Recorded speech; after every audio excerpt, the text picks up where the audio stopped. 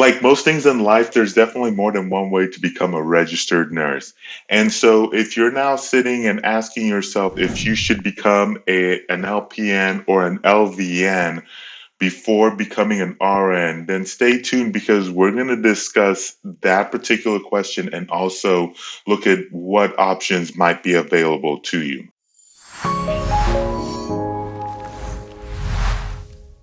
Hey, this is Thomas from Nurse Money Talk. One of the questions that many people who are thinking about becoming a nurse will ask is whether or not they should become an LPN,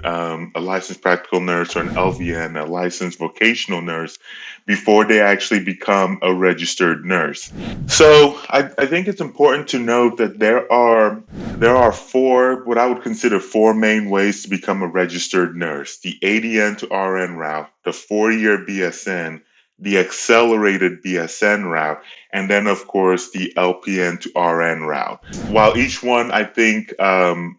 deserves a video in and just for that particular route. We're going to focus specifically on that LPN to RN route because as you search through this question, you're going to quickly realize that different nurses will have varying opinions on this. Some will say you definitely should not become an LPN before you become an RN, and then you'll have others that will say you definitely should. But the thing about that this particular question is that like all the those four tracks to becoming an RN that I said, they all have their pros and cons, and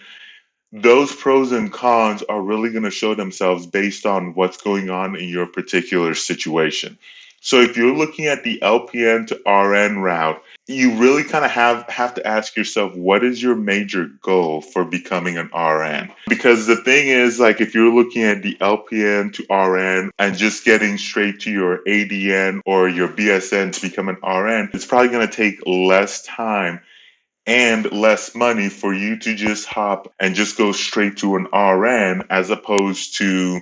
doing the LPN first and then going ahead and getting your RN. So if I'm making an argument that it'll take less time and less money for you to then go straight and just get your RN, then what would be the some of the incentives of getting your LPN first and then going for your RN? There's a couple things to keep in mind is that it's going to be quicker for you to go get your LPN than it will be for you to go straight and just get your RN. So while an LPN, you can typically go through an LPN program in about a year-ish or so, a little bit over a year. At a minimum, to get your RN, you're looking at least a 2 to 4 year just to get your RN. So if you're in a situation where you have, like you just need money quickly,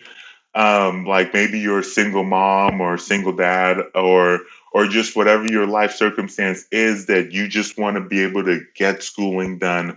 as quick as possible so you can start making some good money and then slowly then finish your RN. Then you can see that getting your LPN first then becomes really intriguing because as an LPN, especially if you go work at a nursing home or an LTAC, you can make